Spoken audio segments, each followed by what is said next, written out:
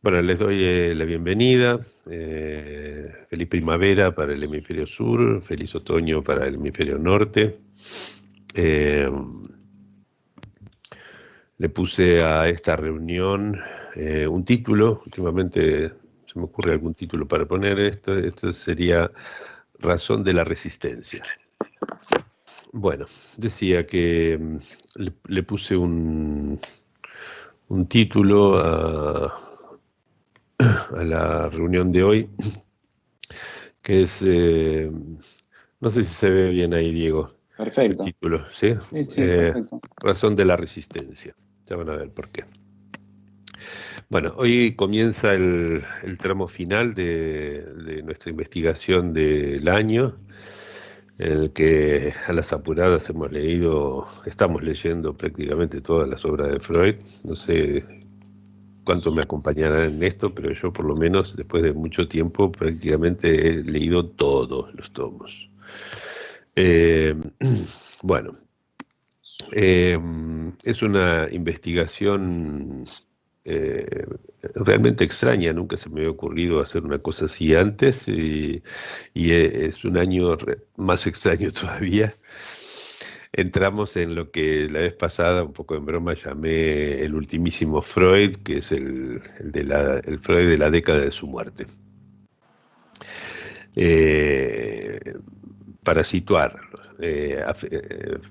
aferrado a su partener estrago, que es el principio del placer, ya con su compulsión de repetir y sus pulsiones de vida y de muerte, habiendo expulsado injustificadamente su modelo económico y apelando en su lugar a la regulación del goce por medio del padre, vamos a ver a Freud afrontar problemas nuevos y reformular problemas viejos.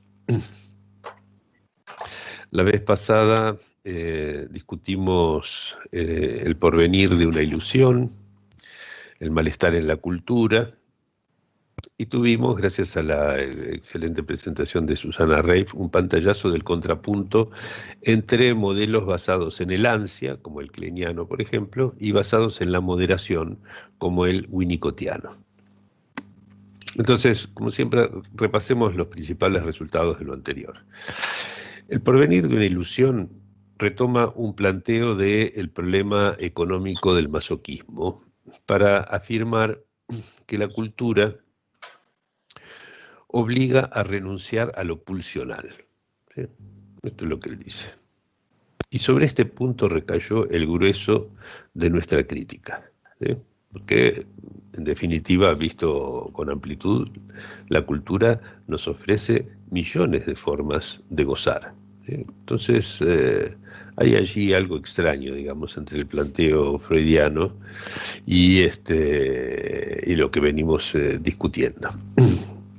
Eh, entonces, ante todo, nuestra crítica se basó en que este planteo freudiano, de que la cultura obliga a renunciar a lo pulsional, se apoya en lo que llamé una concepción aristocrática del mundo, ya que la renuncia solo recae sobre el populacho vago y bruto, ¿sí? Las masas son indolentes y falta de inteligencia, dice Freud, y por eso necesitan la mano firme de los conductores, ¿no?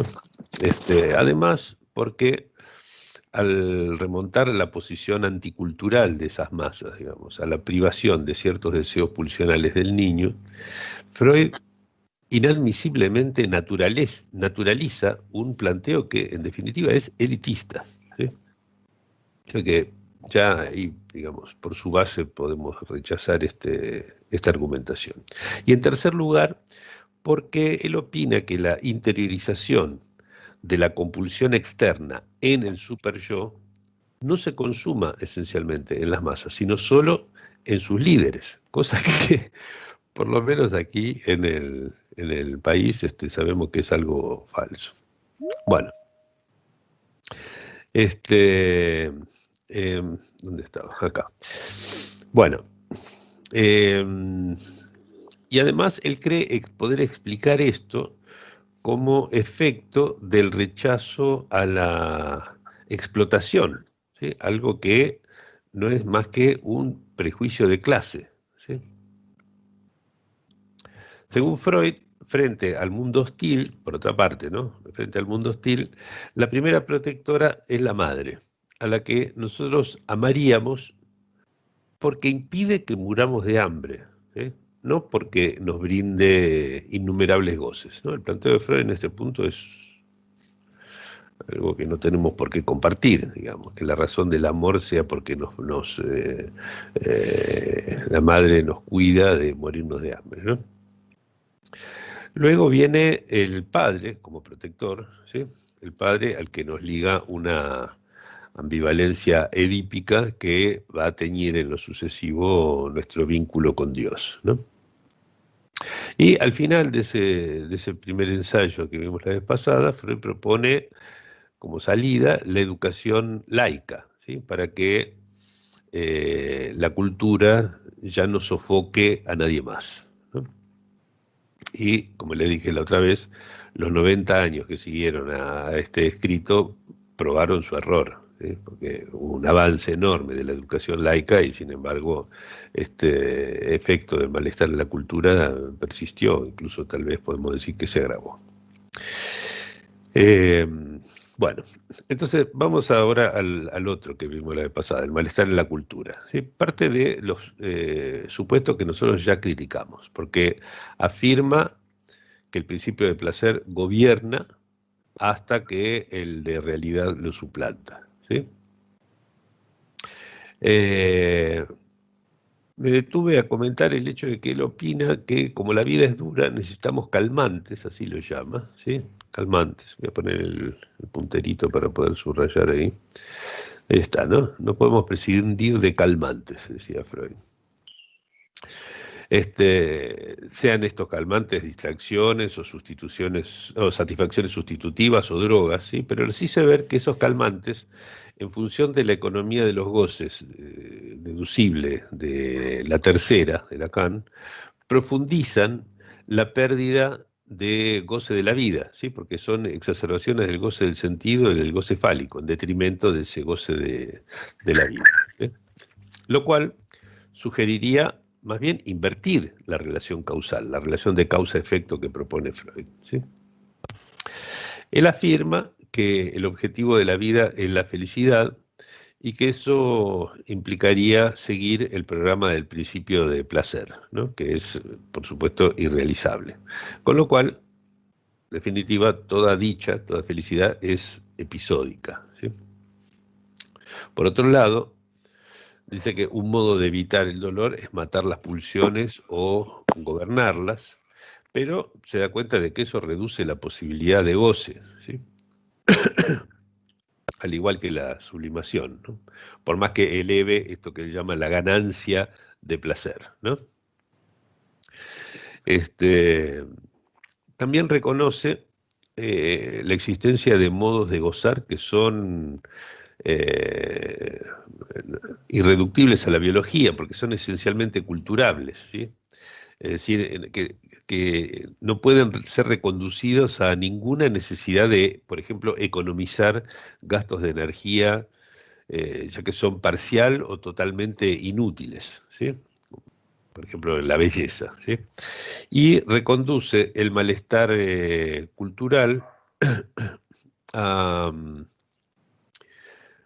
a la tensión irreductible entre nuestra singularidad y las aspiraciones universales de las masas a que pertenecemos, es decir, entre el goce singular de la vida y los goces culturales, ¿no? Este es el goce de la vida, los goces culturales son los que están incluidos en lo simbólico, ¿no? Es decir, el goce fálico y el goce semántico, ¿sí? O del sentido, que están inscritos allí en lo simbólico. Pero también, esto es algo que yo no había notado antes en un capítulo de un libro que escribí, es la tensión entre el estilo singular y la forma universal del lazo, ¿sí? De los lazos en los cuales estamos involucrados, ¿sí? Entonces, no hace falta suponer conflicto alguno, sino la sola existencia de la economía que liga entre sí esos tres goces básicos, ¿no? Un Freud que podemos considerar lacaniano, observa que la cultura no abre cementerios de excitación, lo llamé, sino fuentes de goce, ¿sí? Eh, Literalmente, ¿sí? Ahí está, lo llama fuentes de goce. Pero Sí, él sí, debería claro. haber concluido, a mi entender, que el malestar cultural debe pensarse en términos de la economía de los goces, no del principio de placer, ¿sí? Sin embargo, él aún intenta explicarlo en función de la renuncia de lo pulsional, pese a que, lo dice así textualmente, pese a notar que el problema es económico, ¿sí? Ahí les muestro la cita, ¿no? Donde él pesca que el problema es económico. Lo maravilloso es que observa que, aunque achaquemos a la cultura una pérdida de goce sexual, hay algo en la sexualidad misma que se opone, ¿no? Aquí dice, la esencia de la función misma, ¿sí? Que se opone a la satisfacción plena y que la desplaza, la esfuerza por otros caminos, dice, ¿no? Digamos, como no algo que se pueda achacar, digamos, a un problema de la cultura, etcétera. Eso realmente me parece una apreciación genial porque es como un planteo estructural, ¿sí? No conflictivo, no dinámico, sino estructural, es decir, económico. O sea, es el reconocimiento de un fenómeno no conflictual, ¿sí? Aunque él vuelva a recurrir a mi entender, errado dinamismo para pensar la relación entre libertad y seguridad, ¿no? Este, por otro lado, Freud ya no va a basar más, como lo había hecho poco antes, la polaridad bueno-malo en el par placer-displacer, sino en la oposición entre conservar el amor y perderlo, ¿sí? Digamos, lo bueno es lo que me permite conservar el amor, lo malo es perderlo, ¿sí? Y por lo demás, sostener que, dije, ¿no? Que sostener que la renuncia a lo pulsional impuesta por el otro crea la conciencia moral que luego reclama otras renuncias, el famoso círculo vicioso o virtuoso, según como uno lo mire, les dije, es un caso particular de lo que vengo llamando la respuesta mimética que origina la compulsión de repetir, ¿sí? Bueno, en definitiva, la vez pasada, ¿qué hicimos? Cuestionamos desde varios ángulos que la renuncia de lo pulsional sea la pieza clave para explicar el malestar en la cultura, ¿sí? Que la compulsión externa se internalice como instancia psíquica, en cambio, es lógico y concuerda con la relación entre respuesta mimética y compulsión de repetir que venimos viendo por todos lados, ¿no? En síntesis, el principio de placer impide a Freud dar cuenta cabal del malestar cultural, ¿sí? Habrá que explicarlo entonces en términos de la economía de los goces. ¿Ok? Bueno, esto es el repaso de lo que vimos la vez anterior. Eh, Bien, para hoy propuse discutir los tres escritos breves que no habíamos llegado a ver, más las nuevas conferencias de introducción al psicoanálisis y también por qué la guerra, ese intercambio epistolar entre Einstein y Freud, ¿sí? Comencemos entonces por el humor, ¿sí? El humor empieza haciendo una referencia al libro sobre el chiste de 1905, una referencia en la que vemos persistir el equívoco que subrayo hace tiempo en torno al término economía, ¿sí? Porque confunde el punto de vista económico, aquí se lo señalo, ¿sí? Con la tendencia al ahorro, ¿sí?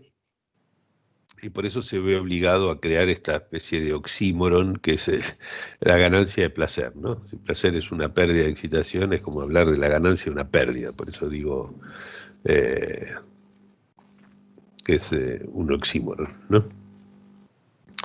También lo obliga a introducir el término goce, ¿sí? Que no es un invento de Lacan en esto, ¿no? Sino que, como les señalé, cada vez que se ve afrontado, digamos, la necesidad de afrontar, mejor dicho, esta cosa extraña que sería una ganancia de placer, inmediatamente el lenguaje obliga a Freud a recurrir al término Genuss en alemán, goce, ¿sí?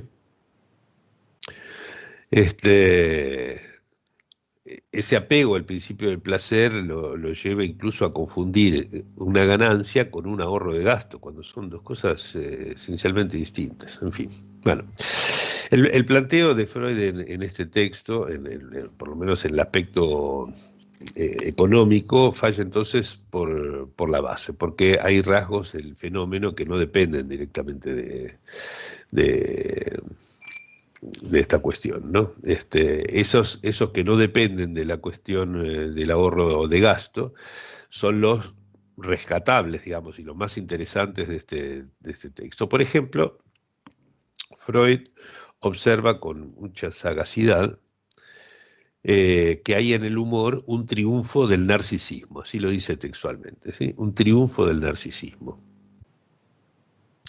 Y ese rasgo es verdaderamente crucial, ¿sí? Pero él cree que también triunfa el principio del placer, ¿sí? Las dos cosas parecería que triunfaran, ¿no? El narcisismo y el principio del placer. Y en esto último se equivoca, ¿sí? Les doy un ejemplo. Si, un ejemplo tomado, digamos, de la clase de humor que Freud estudia aquí, ¿no? Si, por ejemplo, uno que leí hace poco en alguna red social, si ante el pelotón que está por fusilarme, yo rechazo el cigarrillo que me ofrecen, diciendo gracias, estoy tratando de dejar el vicio.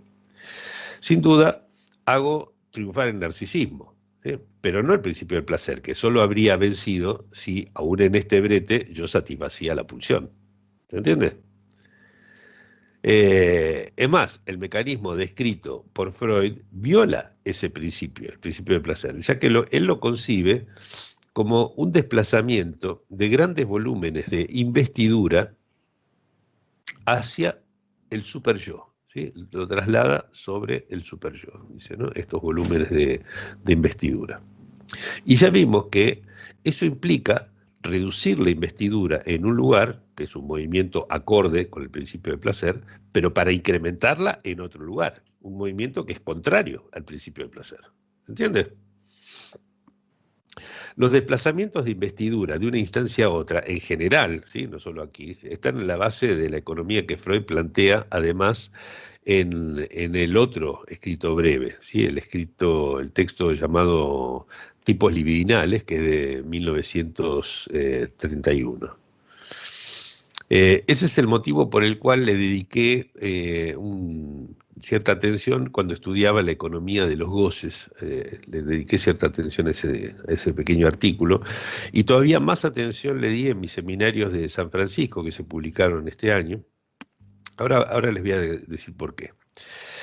Resulta que Freud plantea que según que la libido se coloque esencialmente en el ello, o bien en el superyo, o bien en el yo, se obtiene lo que él llama los tipos erótico o compulsivo o narcisista, respectivamente, ¿no? En Estados Unidos le propuse imaginar, representar estas tres colocaciones con diversos colores, ¿no? Parece el logo de un canal de televisión, ¿cuál es? De Telefe creo que es. Bueno, Freud observa que mucho más frecuente que estas colocaciones puras, digamos, como si fueran los colores primarios, ¿no? Que estas tres colocaciones puras son los tipos mixtos, ¿sí? Esos tipos mixtos, que serían el erótico compulsivo, el erótico narcisista, el narcisista compulsivo, ¿sí?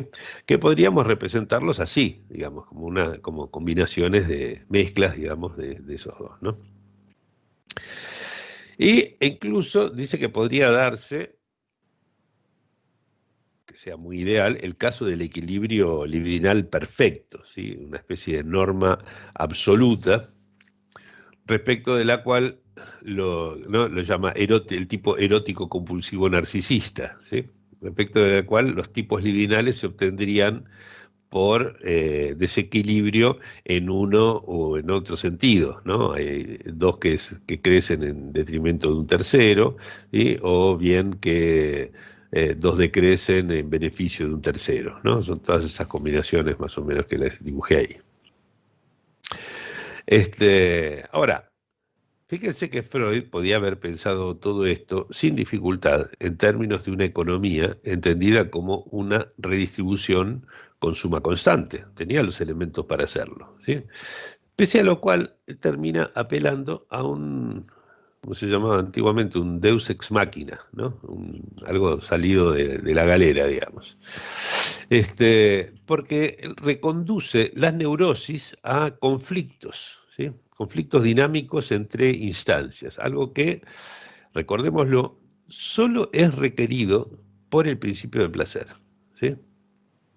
Me impactó pensar qué cerca estaba Freud, más ahora que cuando lo hablé de esto antes, ¿no? Incluso en San Francisco a principios de este año, qué cerca estaba Freud, sin saberlo, del Lacan de la tercera, cuya economía resumí en un esquema similar al que podría deducirse de este escrito suyo, ¿no? Que es el de los tres colorcitos así, equilibrados, digamos. Bueno, como ven, a pesar de su brevedad, que son 3, 4 páginas, este texto es riquísimo. Este, bueno, paso ahora al famoso escrito sobre la sexualidad femenina, ¿sí? Sí, decía que iba a empezar entonces con el escrito sobre la sexualidad femenina. A este escrito le caben muchas de esas críticas que hace un tiempito bauticé como ombligos, porque confunde muchas veces prescripciones culturales con normalidades biológicas, ¿sí? Pero a pesar de eso, hay en los enunciados freudianos de esta época un claro avance al reconocer que la formulación previa del complejo de Edipo solo es aplicable en rigor al varón, y también que el otro primordial no se define por el sexo, si bien lo identifica a la provisión de cuidados y no de goces, ¿no? Que es algo que vengo criticando hace tiempo. Sin embargo, hay para mi gusto, digamos, ¿sí? Un reconocimiento del carácter Lustsucher, ¿sí? Como lo habíamos encontrado en algún texto de Freud, el carácter buscador de goces, ¿sí? Del ser hablante, cuya libido es insaciable y no tiene además por meta una satisfacción, que por otro lado, en el caso del niño, nunca podría ser plena, ¿no? Él mismo lo reconoce, ¿sí? Incluso llega a notar que eso carece de relación con las necesidades biológicas, ¿sí? O sea, no es por hambre, ¿sí? Por ejemplo, así que hay tal voracidad de la libido infantil, ¿sí? O sea que es algo que podemos considerar estrictamente pulsional, ¿sí? Bueno, y además, entre las perlas de este ensayo, no es menor la que reconoce que hay algo en la feminidad que es reacio a la captación por parte de lo universal, ¿sí? Yo vengo insistiendo en ese asunto hace bastante tiempo, ¿no? La coalescencia, digamos, entre feminidad y singularidad. Bueno, también generaliza lo que en 1920 dijera sobre el juego y que hemos subsumido en la noción más abarcadora de respuesta mimética, ¿no? Que es, por supuesto, independiente y aún contraria al principio de placer, ¿no? El niño repite cosas incluso que han sido inicialmente displacenteras, ¿no? Y algo que además nuestra noción de respuesta mimética permite obviar el sentido que Freud le da, porque Freud lo interpreta como una especie de rebelión contra lo pasivo y de un gusto por lo activo, que la verdad que no es un buen argumento, digamos, ¿no? Eh, Él lo nota otra vez que ese paso a la actividad además es contrario al principio de placer, ¿sí? Como lo señaló muy bien Diego Copo un tiempo atrás, la tendencia a la descarga nos mantendría en una vida desinteresada, ¿sí? No lo que dice Freud, sino una vida desinteresada, ¿sí? Y para decirlo, usando los términos introducidos por Susana Reif la vez pasada, aquí el modelo freudiano de pronto se inclina hacia la ansia, no hacia la moderación, ¿sí? Hay una vacilación en Freud en esa dirección, ¿sí? Si la niña, como al igual que el niño, ¿no? Por supuesto, es excitada por las caricias y por los cuidados recibidos, ¿sí? Si eso le gusta y pide más, que es lo que Freud reconoce, obviamente, es porque la sexualidad se mofa del principio del placer, ¿sí? Y esto, además, revela el ansia de goce como algo primordial. Eh, bueno, una de las últimas páginas de este ensayo reclama toda nuestra atención. En ella, Freud reconoce en la niña las mismas fuerzas libidinosas que en el varón, ¿sí?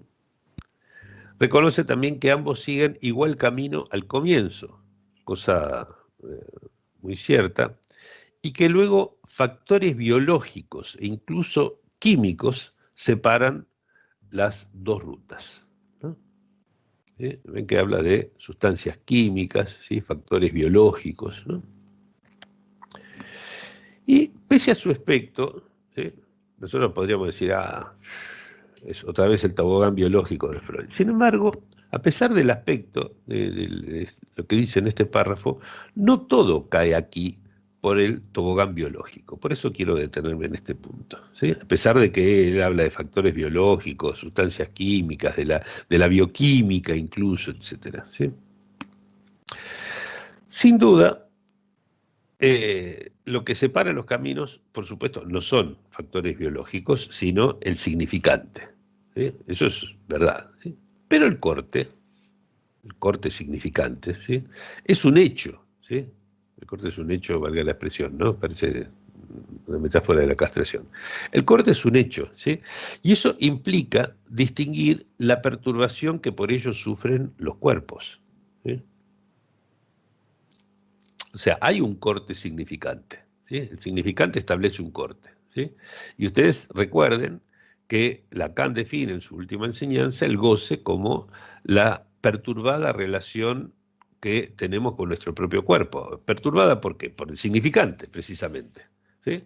Ahora, la existencia de ese significante que como corte, ¿sí?, se introduce la diferencia en el mundo, impacta de maneras distintas sobre los cuerpos.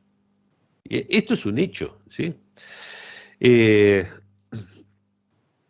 o sea que hay que distinguir la perturbación que el significante introduce en los cuerpos, ¿sí?, en función de esto que ocurre, ¿sí? Por lo tanto, las sustancias, a pesar, digamos, de que las sustancias que provocarían unas excitaciones masculina y femenina, como dice Freud aquí, ¿sí?, no están muy lejos de lo que Schreber llamaba los nervios de la voluptuosidad, ¿sí?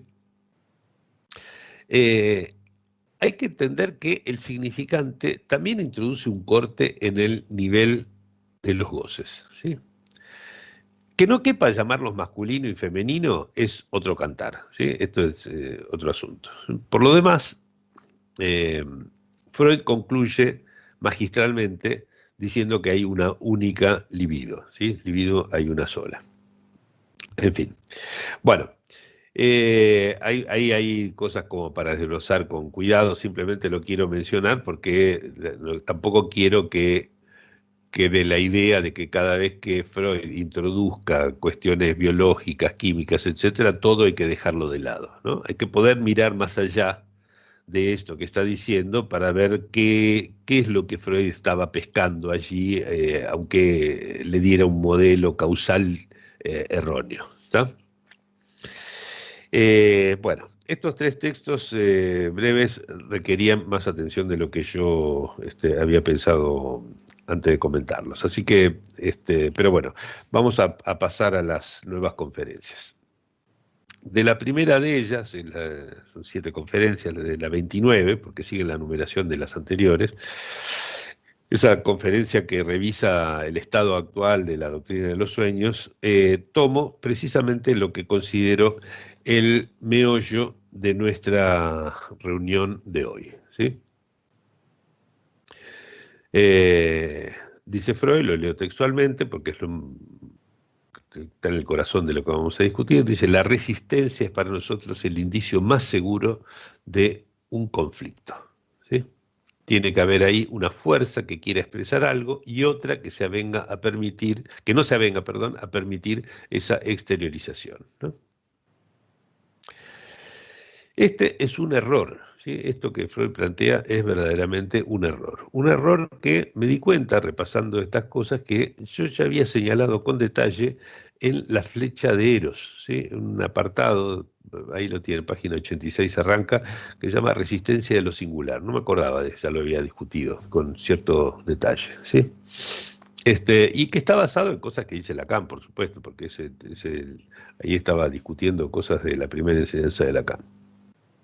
Piénsenlo de esta manera.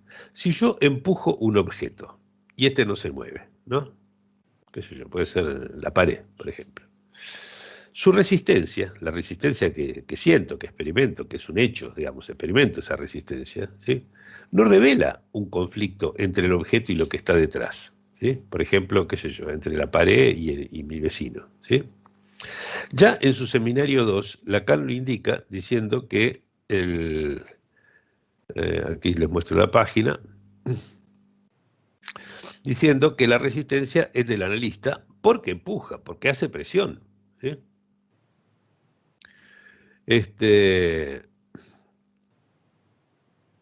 Pero fíjense ustedes que si la base clínica, como Freud lo dice, se los acabo de mostrar, ¿sí? Si la base clínica de la idea de conflicto es errónea, ¿sí? Habrá que buscarle otro apoyo o directamente descartarla, ¿sí? Yo creo haberles mostrado que hay en Freud un motivo más profundo para erigir esta noción, la noción de conflicto, que es el principio del placer, ¿sí? Él mismo dice enseguida que sin conflicto entre instancias, ¿sí? No habría censura, ni represión, ni separación entre esas instancias, ¿sí? Ahora piensen ustedes, ¿cómo podía hacer Freud para justificar así los síntomas que, por supuesto, contradicen el principio del placer, ¿sí? Necesitaba una teoría, un modelo conflictivo, digamos, porque sostenía el principio del placer, si no, ¿cómo entender los síntomas que están en contra del principio del placer? Eh, de hecho, la segunda tópica lleva a suponer que ese sensor, esa instancia prohibidora, criticadora, etcétera, es el superyo, ¿sí? Y por eso les dije que sin principio de placer, hipotetizar esa instancia pierde una parte importante de su sustento, ¿sí? De las restantes cosas que plantea Freud en esta conferencia, ya nos hemos ocupado, así que puedo pasar a la siguiente, ¿sí? Es la conferencia sobre ocultismo, ¿sí? Y de ella solo voy a mencionar una observación colateral. Tiene muchas cosas interesantes, pero me restrinjo a lo que estamos investigando aquí, digamos. ¿Qué pasa si nosotros arrancamos de la teoría el principio del placer, ¿sí? Es la observación en la que Freud subraya el irracional goce del sinsentido, del juego de palabras y del chiste, ¿sí? Yo no recordaba que hiciera referencia a esto en esta conferencia, por eso simplemente lo menciono, ¿no? Del goce directamente, ¿no? Hasta el hombre grave goza con los juegos del chiste. Otra vez ahí la cuestión del goce en estos lugares donde el principio del placer no tiene cabida y no se puede explicar las cosas con su más allá famoso del principio del placer. Porque esto es una cuestión comento porque he recibido muchos comentarios de que empezó el año, ¿sí? Me dice, ¿para qué tomarse el trabajo de investigar qué pasaría si no existe el principio del placer? Si Freud ya lo hizo agregando el más allá del principio del placer. Pero no, en absoluto. El más allá del principio del placer lo que hace es decir, además de que hay todo un ámbito en el cual el principio del placer es válido, ¿sí? Hay algunos ámbitos donde no es válido y ahí la lógica es la de la compulsión de repetir, como lógica más básica, digamos, ¿no es cierto? Este, pero erradicar el principio del placer altera muchísimas cosas, ¿sí? No es lo mismo que agregarle, corregirlo por medio del más allá, ¿sí? Cambia muchas cosas, ¿sí? Y esto es lo que estamos trabajando. Bueno, la vez pasada yo les había sugerido, si no tenían tiempo, que presten especial atención a las conferencias 31 y 32, que son las que vamos a empezar a comentar ahora, ¿sí? La 31 es la que da, para mi gusto, lo traigo por eso, la mejor definición freudiana de la extimidad, ¿sí? Una tierra extranjera interior, ¿no? Me encanta esa expresión. Tierra extranjera interior. O sea, sería como las embajadas en cualquier país. Ustedes saben que la embajada de Argentina en Estados Unidos es un pedacito de suelo argentino dentro de Estados Unidos, ¿no? Bueno, y además trae un segundo apoyo, ¿sí? Lo muestra, mejor dicho, Freud, cuál fue para él el segundo apoyo para inclinarse a introducir esta noción del superyo, que es el famoso delirio de ser notado o de ser observados, ¿sí? Este, ¿No? Fíjense aquí al final de este párrafo que les señalé, dice, después que bajo la fuerte impresión de este cuadro patológico hube concebido la idea de que la separación de una instancia observadora del resto del yo podía ser un rasgo regular dentro de la estructura del yo, ese día no me abandonó más. Es decir que, digamos, este delirio de ser observado fue una motivación muy importante para Freud de la introducción del superyo en su modelo, ¿sí? Ahora, ¿qué es este delirio de ser observado? Vamos a detenernos un momentito en eso, ¿sí? Es esa forma, en términos modernos, digamos, diríamos que es una forma del automatismo mental, ¿sí? Es esa forma, moderno. Clérambault estaba diciendo estas cosas en vida de Freud, incluso antes de que Freud publicara esto, lo podría haber citado si lo hubiera conocido.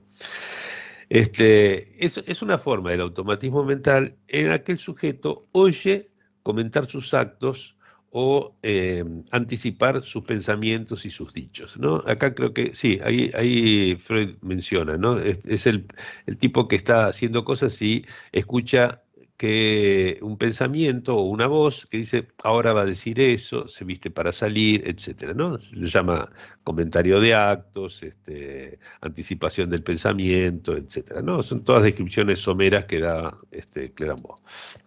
El problema es que este automatismo, como muy bien lo dijo Clérambault al mencionarlo como tal, es en esencia neutro, ¿sí? Acá les traje la referencia del escrito de Clérambault, ¿sí? Del libro sobre automatismo mental y paranoia, ¿no? ¿Sí? Acá están los tres caracteres del automatismo mental, del automatismo menor, como se lo llama. El primero es que su tenor es esencialmente neutro, neutro al menos de entrada, ¿sí? Y que consiste solamente en un desdoblamiento del pensamiento, ¿no? Por lo tanto, si es neutro, no critica y tampoco censura, cosa que se le agrega después una vez que se ha introducido una formación delirante a su alrededor. Entonces, lo primario, digamos, a lo que Freud hace referencia, no es el delirio de ser notado, digamos, sino el automatismo mental predelirante, ¿sí? ¿Se entiende? ¿Sí? Es el delirio el que le da el tinte de observación, de crítica, de censura, pero digamos, esto de acá, el comentario de actos al que él se refiere, no, ¿sí? Y por lo tanto, esto resta peso a ese segundo apoyo freudiano del superyo. Como ven, estoy tirando munición gruesa ya sobre esta instancia. Bueno, por lo demás, fíjense que en definitiva esta instancia reemplazaría la función de los padres gracias, aquí lo introduce Freud explícitamente, gracias a una identificación, ¿sí? Cosa que en reuniones anteriores incluimos bajo el acápite de la respuesta mimética situada siempre, siempre fuera del principio de placer, ¿sí? Bueno, o sea que en definitiva los tres puntos de apoyo para la introducción del superyo son criticables desde la perspectiva que estamos tomando. Insisto, como muchas de las cosas que estamos trabajando aquí, ¿sí? Esto no implica que necesariamente tengamos que decir chau superyo, ¿sí? Tal vez sí, tal vez no, ¿sí? Lo que quiero decir es que si vamos a pensar que existe un superyo, le tenemos que dar un fundamento totalmente distinto del fundamento que le ha dado Freud. ¿Está? Lo tenemos que concebir de una manera totalmente distinta. Porque puede ser que digamos, la hipótesis y el razonamiento estén mal y que la conclusión sea correcta. Eso siempre es posible. Bueno. Bueno, más adelante, aquí en esta misma conferencia, encontramos algo impactante, más todavía que lo que les había subrayado antes, porque Freud dice que basó toda su teoría, ¿sí? Toda la teoría psicoanalítica, ¿sí? Ahí lo ven, está edificada sobre la percepción de la resistencia que nos ofrece el paciente cuando intentamos hacerle consciente su inconsciente, ¿sí?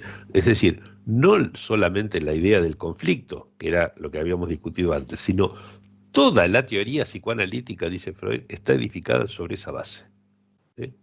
Y por lo tanto, si criticamos la noción de resistencia, si pensamos la resistencia como algo estructural y no efecto de un conflicto, ¿sí? Dinámico, ¿sí?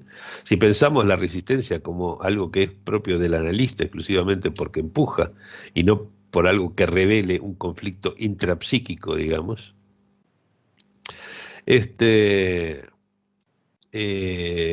tendríamos que revisar las consecuencias de toda la teoría psicoanalítica.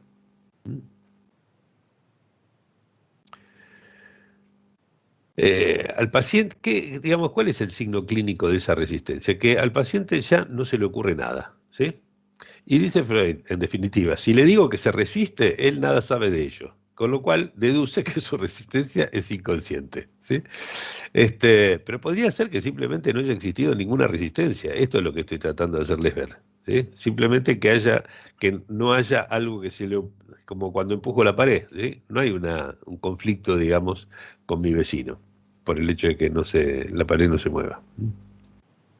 Entonces, ¿qué pasa? Lo que tendríamos que preguntarnos es qué pasa ahora con toda la teoría si ponemos la resistencia a cuenta del analista, ¿sí? O sea, si lo reprimido no es su causa, y tampoco lo es el yo o el superyo, ¿no creen ustedes que algo de base deberíamos cambiar en la teoría? ¿Sí? En definitiva, lo reprimido, como dice Freud, siempre quiere aflorar, ¿sí?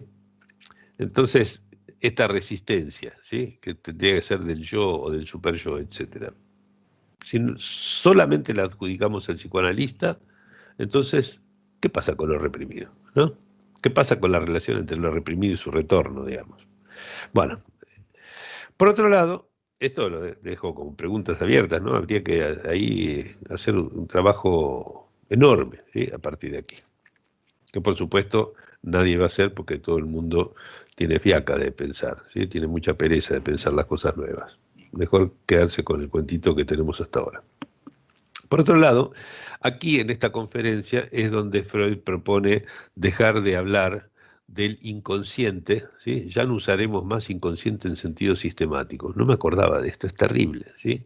O sea que, en definitiva, la crítica que Freud le hacía a los posfreudianos de que dejaron de hablar del inconsciente como sistema, tendría que habérsela hecha directamente a Freud, ¿sí?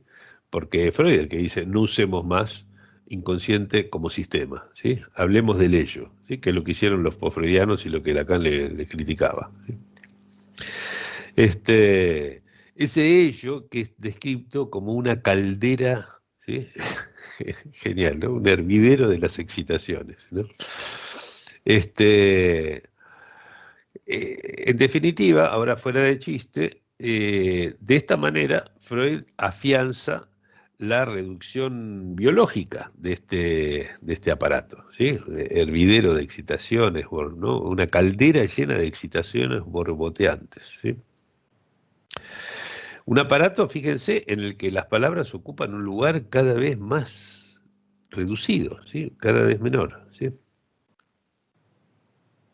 Ahora bien, si, piensen esto, si en el ello todo es, como dice Freud, aquí se los muestro, como todo es investidura que procura descarga, ¿sí?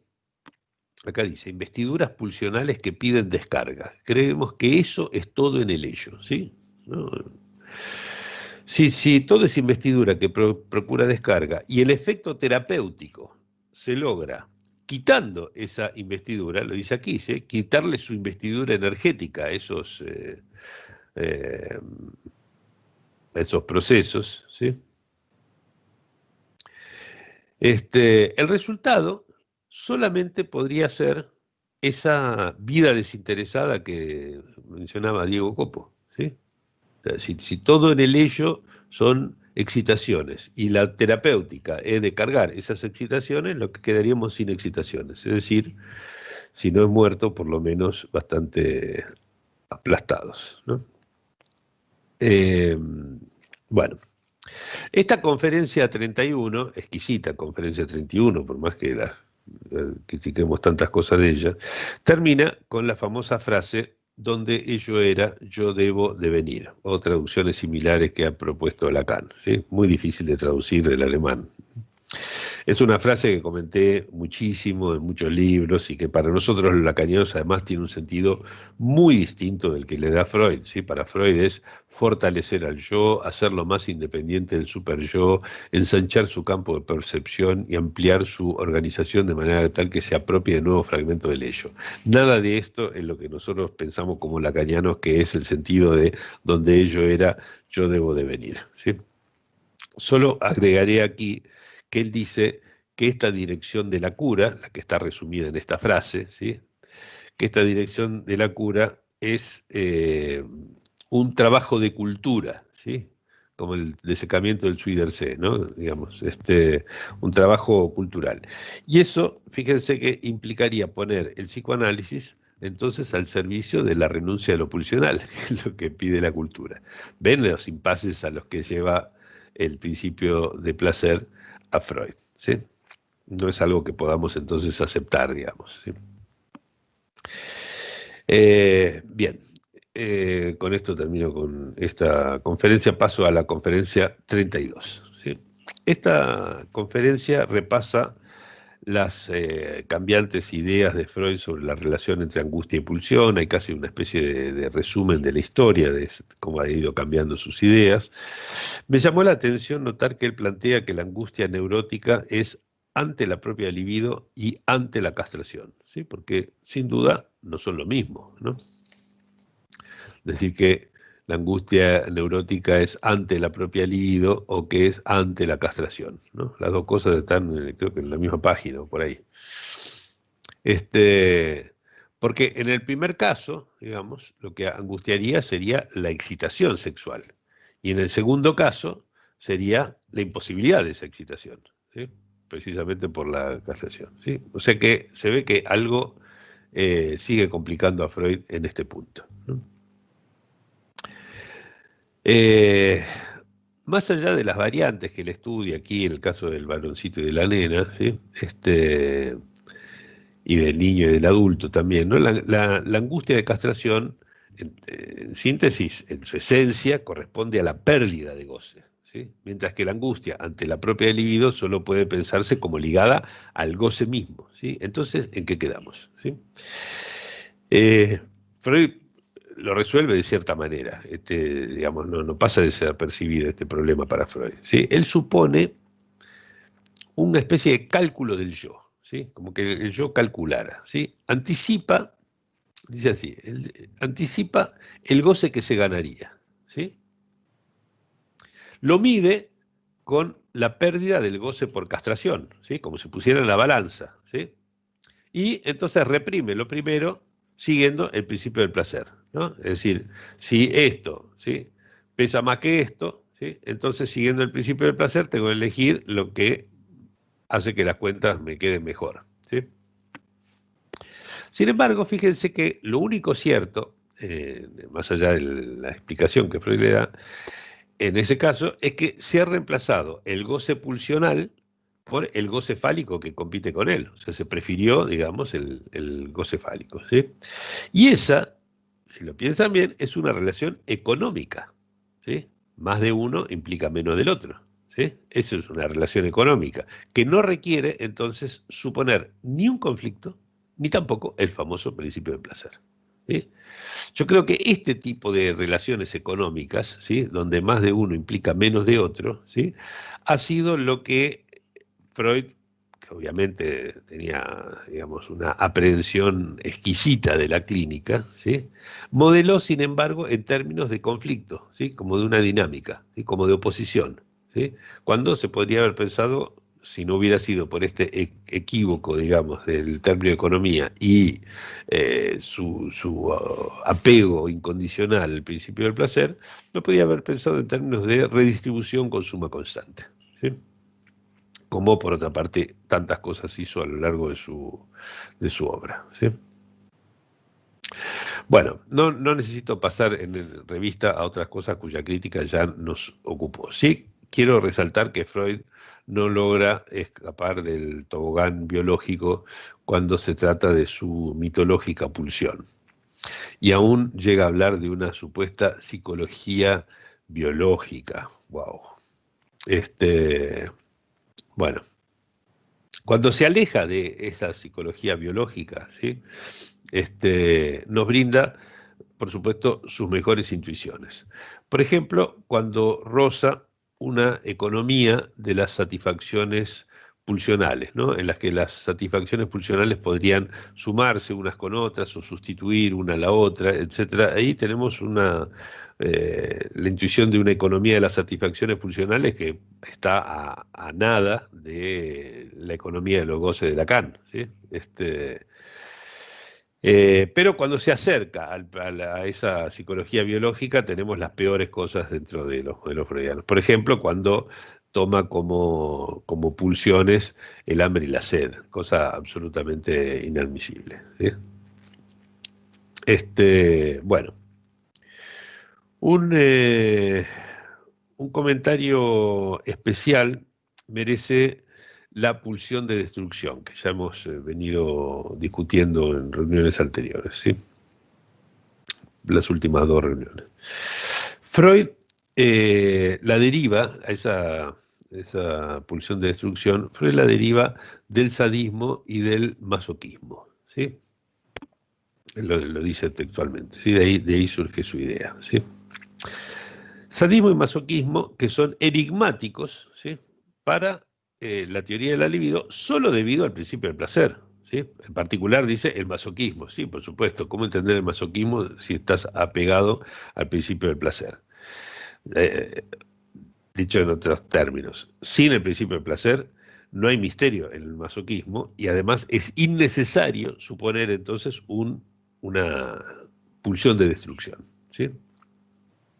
Por lo demás, Freud hace del masoquismo la prueba de una meta pulsional autodestructiva, ¿sí? Como dice en este último fragmento que les muestro ahí, ¿sí?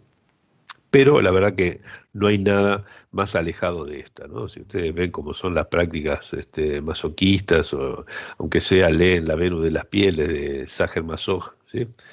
De donde deriva el término masoquismo, van a ver que con una pulsión que apunte a la autodestrucción no tiene ninguna relación el masoquismo. Ahí hay un problema en Freud, muy serio. Así como se equivocaba al pensar que el masoquismo fuera una cuestión femenina, por ejemplo. Bueno. Vuelve entonces a imponerse la necesidad de revisar la hipótesis de esa pulsión de destrucción, al igual que la hipótesis de la pulsión de muerte, ¿sí? Como muchas veces ya lo señalé antes, Freud nota cuáles son las fallas de su tejido argumental, ¿sí? Porque fíjense que si todo esto, en definitiva, todo este modelo, digamos, nace de pensar en el carácter conservador de las pulsiones, como él mismo lo dice, ¿sí?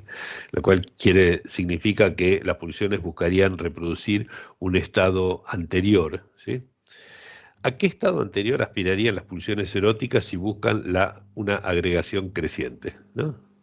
¿Se entiende, no? Si las pulsiones eróticas buscan unidades cada vez mayores, ¿no? Como dice Freud en este párrafo que les muestro ahí, ¿sí? Si aspiran a eso, ¿sí? Y son, como cualquier pulsión, son conservadoras, es decir, que buscan reproducir un estado anterior, ¿qué sería? Un estado anterior en el cual la unidad era la unidad con todo, ¿no? Digamos, hay algo allí que el propio Freud, digamos, nota que es problemático, ¿sí? Y ahí otra vez, por eso es que le di como título de la reunión de hoy, razón de la resistencia, porque otra vez aparece la resistencia, ahí está, ¿sí? La resistencia como base de esta doctrina pulsional, ¿no? La doctrina pulsional que lo lleva a hipotetizar una necesidad de castigo para explicar la reacción terapéutica negativa, ¿no?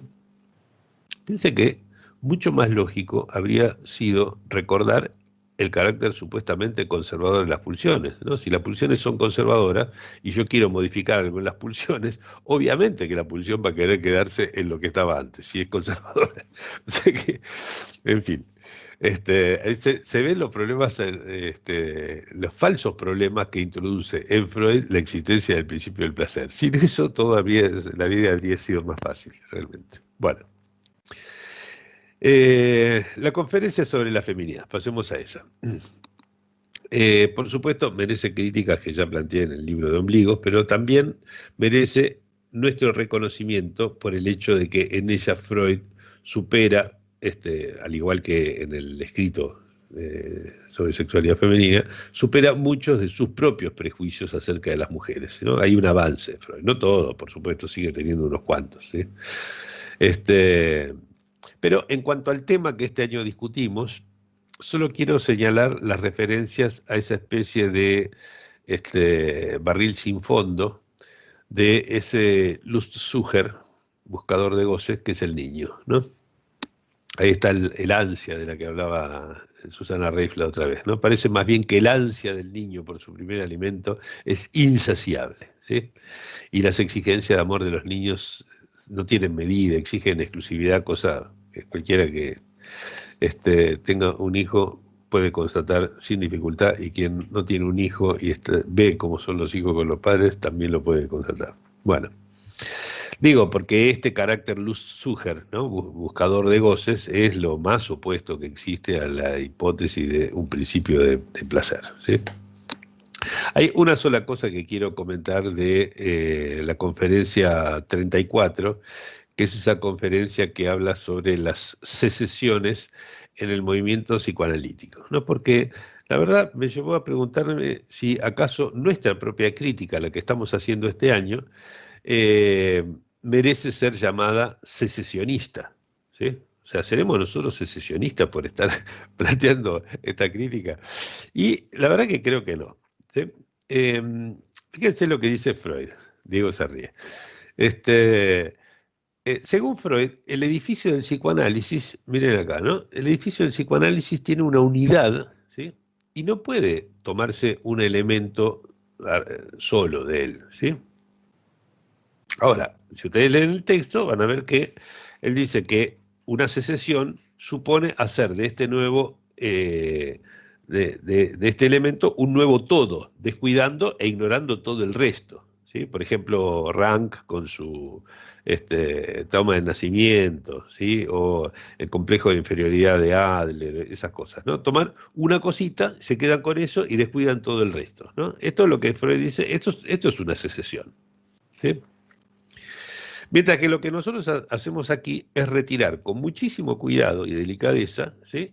Un elemento, un solo elemento, ¿sí? Pero para preservar el conjunto, ¿sí? No es que nos quedamos con ese solo elemento, nos vamos y hacemos nuestra propia psicología del yo o lo que sea, ¿sí? Sino a la inversa, ¿sí? Nos quedamos con todo el conjunto y vemos qué pasa si sacamos un elemento para que todo el conjunto resulte ser algo más sólido. Así que me parece que somos más freudianos que imposible, ¿sí? Con esto. De hecho, por ejemplo, uno de los resultados sorprendentes para mí mismo de este año es que gracias a esta crítica podemos finalmente encontrar que no hay ninguna excepción a la teoría del sueño como realización de deseo, ¿sí? Gracias a sacarnos de encima el principio del placer. O sea que Freud nos daría un besito en la mejilla realmente. Bueno, eh, supongo yo. Eh, Tal vez se habría puesto verde, que le quisiéramos arrancar su principio del placer. No podemos saberlo. Bueno, de la última conferencia no voy a decir nada, por más interesante que sea, porque la verdad que nos alejaría de nuestro asunto. Y en verdad, después de releerlo, me di cuenta que tampoco voy a dedicar nada, ningún comentario a por qué la guerra, ¿sí? Que es interesantísimo ese diálogo.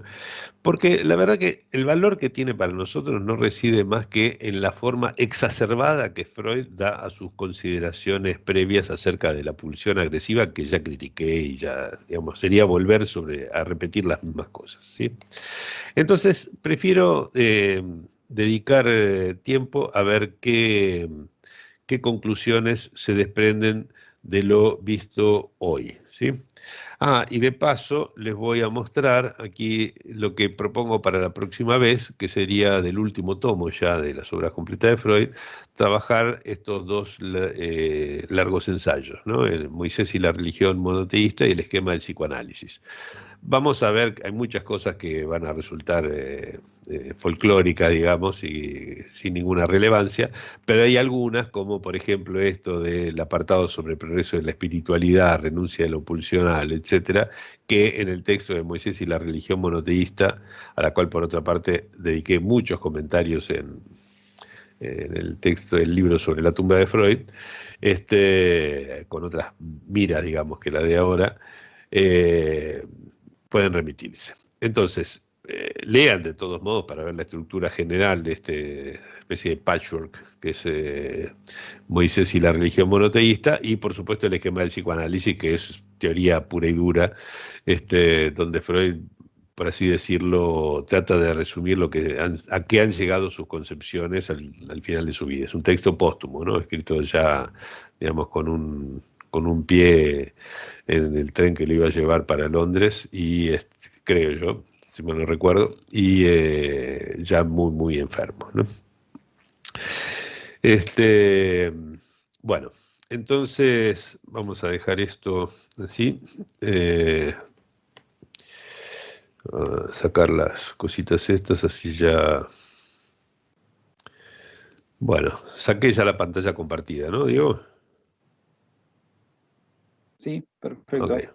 Sí, listo. sí. Bueno, así ya nos vemos. Entonces, les decía, prefiero dedicar tiempo a ver qué conclusiones se desprenden de lo que estuvimos viendo hoy, ¿sí? Unos pocos puntos básicos, ¿sí? El mecanismo mediante el cual Freud describe el humor viola el principio de placer sin saberlo. Primer punto, ¿sí? Los tipos libidinales podían haber sido explicados como una redistribución con suma constante, aunque él vuelve a apelar a conflictos entre instancias, cosa que solo es requerido por el principio del placer. Tanto el escrito sobre la sexualidad femenina como la conferencia La Feminidad reconocen este carácter Lustsucher del ser hablante, cuya libido es insaciable y no tiene por meta una satisfacción que además nunca podría ser plena, ¿sí? Esto se incluye en algo general que veníamos diciendo, que la sexualidad invalida el principio de placer y revela el ansia de goce como algo primordial. Gran parte de nuestra crítica de las nuevas conferencias recayó en la resistencia como índice de un conflicto, ¿sí? Porque el motivo último es, en verdad, el principio de placer, ¿sí? Y además, nuestra crítica quitó apoyo a la censura, por lo tanto, a la represión, a la separación entre instancias y muy particularmente al superyo, cuyo segundo apoyo, el delirio de ser observado, vimos que tenía poco peso. Incluimos entonces la identificación, que es el tercer apoyo del superyo, ¿no? La identificación entre las respuestas miméticas situadas fuera del principio del placer, ¿sí? Vimos cómo angustia de castración y angustia ante la propia libido podían no enfrentarse dinámicamente, sino económicamente, ¿sí? Más de una en menos de la otra, en lugar de que una se opone a la otra como fuerzas opuestas, ¿no? Sin suponer entonces principio de placer ni conflicto alguno. Y por último, dijimos que las nociones de pulsión de destrucción y de sadismo y masoquismo solo son enigmáticas, como dice Freud, pero por el principio de placer, sin el cual no habría ningún misterio que explicar, ni necesidad tampoco de suponer una pulsión de destrucción o una pulsión de muerte, ¿sí? En definitiva, las nociones dinámicas de conflicto, resistencia, censura, etcétera, solo están al servicio de sostener el principio del placer y podrían ser reemplazadas con ventaja por relaciones económicas si no se requiere de esas nociones ese servicio, el servicio de sostener el principio del placer. ¿Está? Me va quedando claro, digamos, cuál es la carretera principal que se desprende de la crítica que venimos haciendo este año. Bueno, por suerte tenemos más de 15 minutos como para interactuar hoy, así que bienvenidos, ¿sí? Creo que hace un rato, si mal no recuerdo, la primera que quería intervenir era Irma de Paraguay. Así que Irma, si estás aún ahí, si nos estás escuchando, podrías encender tu micrófono y o la cámara y escuchamos tu intervención.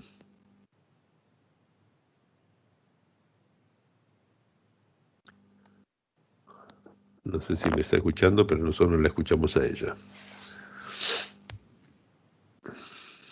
Bueno, capaz que había levantado la mano por error, así que no sé. Pero ahora quien levantó la mano es Verónica Hernández de Culiacán, México. Así que Verónica, te escuchamos. Si querés poner la cámara, también. ¿Mm? ¿Qué tal? ¿Qué tal? A mí me pareció interesante volver a releer en la 29 conferencia sobre los sueños. Y me parece importante a la luz de este año 2020, donde íbamos a tener un congreso dedicado a los sueños y particularmente a su interpretación y su uso en la cura lacaniana. Y como ya tenemos un seminario inexistente, me pareció que ahora ya tendremos también un congreso inexistente, o bien yo sé que lo yo sé que lo reprogramaron, pero pues no va a ser en 2020. Entonces no existió como tal, me parece, ¿no? Entonces, de ahí creo que los sueños siguen siendo pues muy, muy importantes para el psicoanálisis. Entonces, si el título era su interpretación y el uso en la cura lacaniana, si nos regresamos con Freud y a la lógica de retoquecitos, Gerardo, de todo aquello o que tú llamas la carretera principal por donde va, digamos, los cuestionamientos o aquello que debe de ser reformulado, que de repente me parece que en tu seminario o eres muy crítico y de una o de tajo dices, esto ya no, y de repente, bueno, esto hay que reformularlo, un poco más sutil. Entonces, a la luz de eso, considerando que la primera tesis de Freud era el deseo como motor del sueño, después tuvo que modificar un poco y encontró que no todos los sueños eran interpretables y que había una falla. Y luego ya en la conferencia 29 me encuentro que él habla como un límite en la interpretación y le llama el ombligo del sueño. Y más adelantito habla sobre el sueño como un producto patológico que produce un extrañamiento temporario con el mundo exterior, a lo que él llama una inofensiva psicosis. Entonces, con esos pequeños destellos que identifico como algo nuevo de la interpretación de los sueños a la conferencia 29, y articularlo un poco a tus retoquecitos, te preguntaría si, ¿qué modificación hay cuando tú dices el principio del placer hay que hacerlo a un lado Eh, y la interpretación freudiana, ¿cómo podemos verla ahora a la luz del uso en la cura lacaniana? No sé, son dudas que me surgen. ¿Qué se sostiene? A pesar de que hay críticas a la teoría de los sueños de Freud, ¿qué se sostiene? Pero ¿qué nuevo uso le podemos dar a la interpretación? Básicamente es eso. Muchas gracias. Sí, la verdad, ni siquiera podría yo resumir todo lo que se ha estado discutiendo últimamente, por eso estaba buscando este librito que tiene el Silicet del próximo congreso, no sé si se llega a ver bien, a ver ahí. Sí, bueno, apareces como fantasmita. Sí, ahí está. Bueno, pero lo que quiero decir es que hay todo un libro, digamos, con un trabajo de todas las escuelas de la Asociación Mundial de Psicoanálisis respecto de eso que se puede leer, aunque no tengamos el congreso ahora, y hay trabajos muy, muy buenos.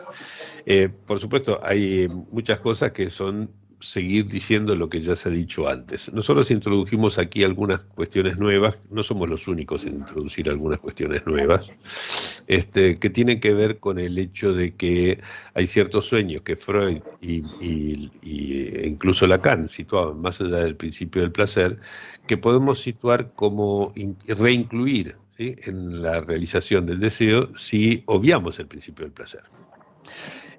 Sobre esto hablé en Madrid y lo mencioné en la primera reunión de este seminario en términos de los sueños de obstinación, y hace poco Domenico Cosenza, que fue invitado por la EOL a una actividad vía Zoom, hizo referencia a los sueños de constatación, ¿sí?, que están muy vinculados con eso, ¿sí? Los sueños de obstinación son aquellos en los cuales se plasma, por así decirlo, la escena fantasmática temida, justo en el momento en el cual la dirección de la cura empieza a conmover esa posición libidinal. Y los sueños que Cosenza denominaba de constatación son sueños que aparecen hacia el final del análisis como una especie, o sueños de consentimiento podrían llamarse también, ¿sí? Son aquellos que aparecen cerca del final del análisis como una especie de reconocimiento de la nueva alianza con el modo de gozar, ¿sí? Bueno, eso, ya que el goce también está, digamos, contrario al principio del placer, o más allá del principio del placer, puede ponerse en la misma rúbrica como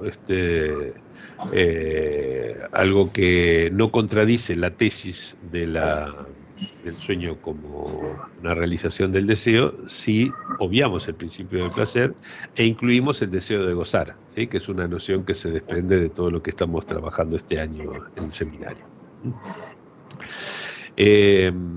Después, con respecto a la cuestión del límite de la interpretación de los sueños y el uso, digamos, de la interpretación de los sueños, sobre eso se ha trabajado muchísimo. Yo en particular hace un par de años en el seminario Ombligo, que salió publicado también, y gracias incluso a colaboradores, Diego Copo y alguien más, habían propuesto en su momento, creo que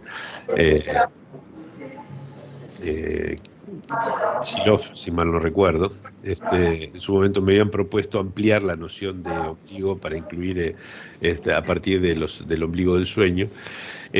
Todo eso, digamos, está siendo retrabajado últimamente con unas nociones que suspenden, por así decirlo, las consecuencias de cierto prejuicio freudiano y lacaniano, y también nuestro. También. A nosotros nos cuesta sacarnos de encima un poco esas ideas, ¿sí? No sé si respondí cabalmente a tu pregunta, porque sería muy amplio, digamos, de responder, pero creo que sí, efectivamente ya que traías a colación la conferencia 29, Freud se queja allí de que los analistas parecen creer que ya no hay nada nuevo bajo el sol en la interpretación de los sueños, y él, por el contrario, dice, sí, hay muchas cosas que hemos encontrado últimamente. No me gustan mucho las que él propone, experimentos donde se convalidan simbolismos o cosas por el estilo, pero lo cierto es que no se puede decir que no haya nada nuevo bajo el sol en relación a los sueños y su interpretación y su uso, para nada. De hecho, nuestro seminario ha introducido alguna pequeña novedad al respecto, creo yo, que tiene cierto valor clínico, además. Bueno, Diego, Muy bien. Vale. habías levantado la mano, Diego, ¿no? Sí, sí, Gerardo, es solo para subrayar algo que me sigue impactando de lo que venís planteando, y que es no sé si es un cuestionamiento, pero lo digo así como para que se entienda, un cuestionamiento a la idea misma de conflicto. Sí, Lo venís planteando, me parece, con bastante insistencia, sí, y es conmovedor porque, digamos, nosotros prácticamente nacimos a la lectura freudiana alrededor de que el síntoma es un conflicto, ¿no? Una formación de compromiso, una solución media, ¿no? Como un parche para algo que es en sí mismo un conflicto. Entonces, al proponer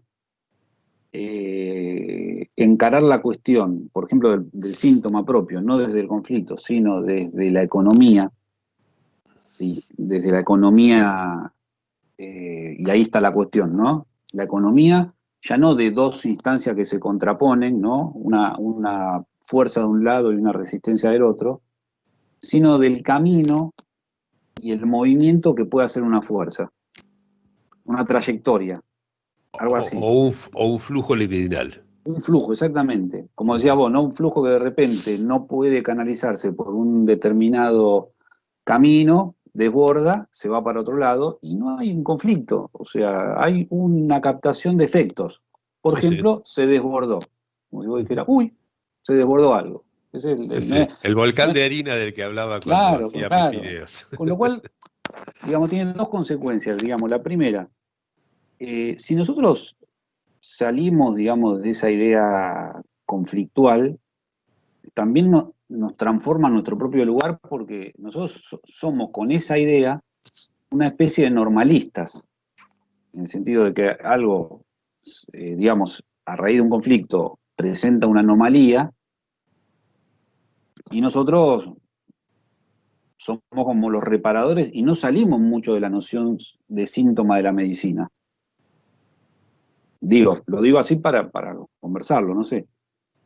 Y lo segundo es que si somos más una especie como de acompañantes del recorrido de un flujo y de señaléticos, digamos, ¿no? Señaladores de, uy, desbordó.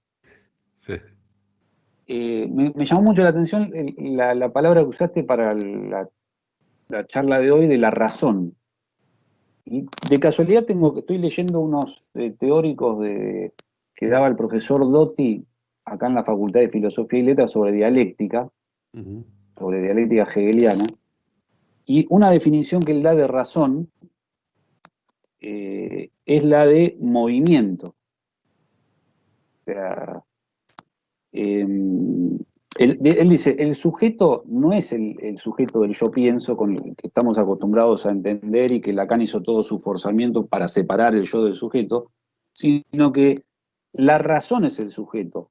El movimiento, en sus distintos momentos, dialécticamente y hegelianamente hablando, es la razón. O sea, por eso, digamos, es tan importante estudiar la razón, porque ¿se acuerdan cuando Lacan decía, bueno, la razón desde Freud? Hay que ver en cada modelo teórico cuál es la razón en juego. Ujú. Entonces me parece que, por lo menos a mí me cuesta, digamos, me cuesta, pero además, pero también me llama, soy llamado, digamos, por esta idea de tratar de, en la clínica, seguir este aspecto no desde la interpretación del conflicto, sino desde el seguimiento de un flujo, algo así. Exacto. Sí.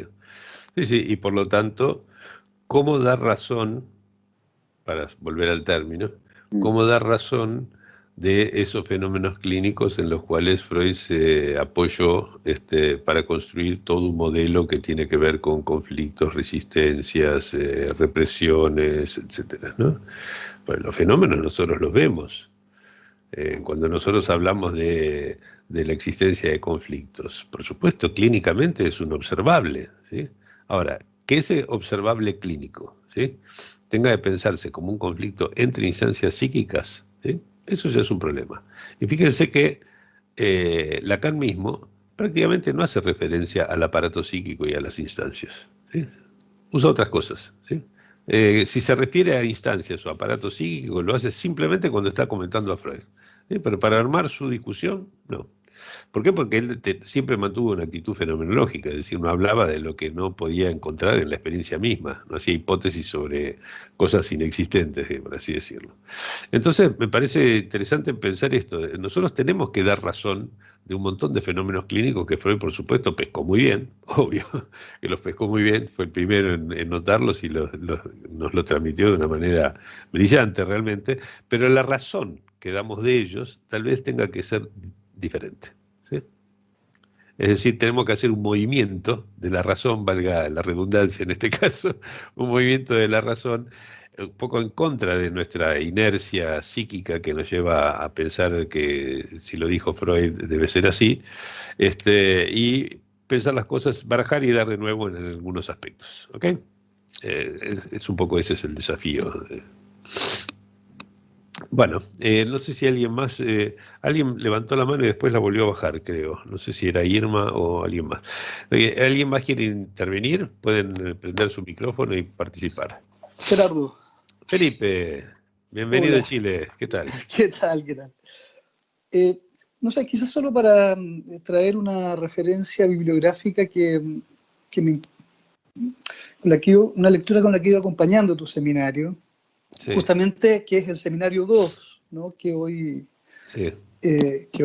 trajiste para hacer una cita sobre la resistencia. Digo, porque ahí me parece, que en realidad es una invitación, si es posible tenerlo como referencia de lectura. Me parece que ahí Lacan, en todo el seminario, podríamos decir, hace un tratamiento lacaniano del principio de placer. Me parece que es un seminario que ofrece un tratamiento de cómo leer desde su perspectiva, como lo está tratando al menos en ese momento, el principio de placer, bueno, en todo caso sin erradicarlo. Me parece interesante, por ejemplo, un capítulo que se llama Homeostasis e Insistencia, una de las clases del seminario 2. Y alude permanentemente al equilibrio, al aparato, a los circuitos, vía distintas figuras, ¿no? Hay una clase que se llama Juego de Escritura, e incluso, bueno, hay otra que se llama del Entwurf a la Tandeutung, ¿no? Del proyecto a la... Sí. Me parece que sería interesante porque hay algo allí que da un tratamiento sin tobogán biológico y con sutilezas de su estructura de aparato que propone, digamos, para leer el principio de placer. La cita que quería igual, perdón Gerardo, para decirlo finalmente, de la página 184 es para justamente pensar la cuestión de resistencia, que hoy día la propusiste más bien como algo así como lo que el analista empuja, pero en la 184 Lacan trae la cuestión de la resistencia para situarla, como lo hace transversalmente en el seminario, del lado de una función imaginaria del yo, y lo sitúa justamente en una lógica de un aparato que deja pasar o no pasar, y articula ahí cuestiones que son del orden, yo diría, de la homeostasis, pero sin pensar tanto en un conflicto, sino otros significantes. Por ejemplo, filtro. Habla de moderación y, por ejemplo, habla de la función de obstáculo, ¿no? Que me parece que son, como decía recién Diego, efectos a constatar que no necesariamente hay que deslizarle una conflictiva muy dramática, pero que sí trae todo el orden de las tensiones, las modulaciones, lo que pasa y lo que no pasa, lo que hace obstáculo, etc. Hay dos cosas. Agradezco mucho la intervención, Felipe.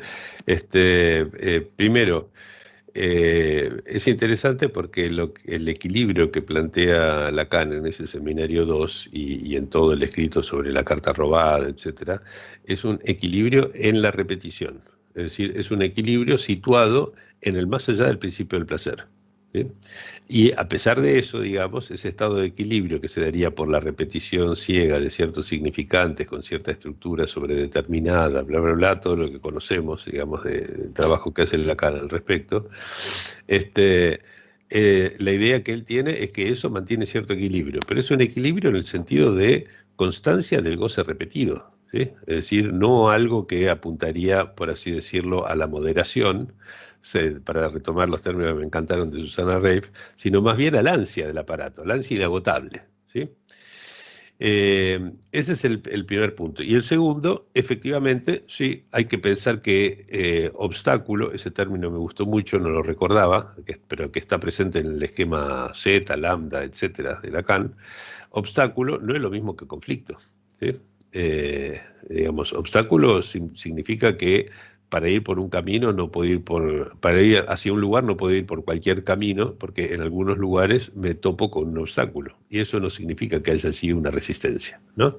Así que me gustó mucho la referencia que trajiste, la voy a repasar, no tuve tiempo de releer todo el seminario 2 en relación a esto.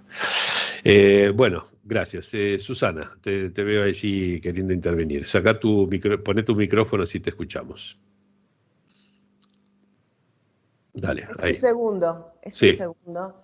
Les quería recomendar la lectura de un libro muy cortito que me parece que yo lo asocié con esta cuestión de conflicto y ausencia de voces. Ajá, Es la novela El extranjero de Camus. ajá, Porque justamente el personaje, durante toda la novela, parece completamente distante de situaciones donde se puede plantear algo del goce. No sé si la tienen presente a la novela. hace Eh, mucho la leí. bueno, yo la estaba releyendo ahora. Sí. Y esa situación de distancia y de estar como en un desierto de goce, lo lleva finalmente a un conflicto fatal. No se las Ajá. voy a spoilear, pero me parecía interesante tomar esto que estamos hablando y asociarlo con lo que le pasa a este personaje en la novela del extranjero. Buenísimo. Entonces, tal vez, Susana, si ves que nos aporta algo más allá de esta mención, que es para que todos lo lean, si querés darnos una reseña de lo que trae como nuevo, digamos, o la luz que aporta lo que venimos trabajando, tal vez la próxima reunión o la otra lo puedes traer. ¿Ok? Bueno, dale. Muchísimas gracias. Bueno, es un poco más tarde de la 1:30. Les agradezco a todos la presencia. Nos vemos en el segundo jueves de octubre. Ya en plena primavera estamos, para trabajar los 2 primeros ensayos del tomo 23 de Freud, el Moisés y la religión monoteísta y el esquema del psicoanálisis. Nos vemos, gracias por la presencia y la participación.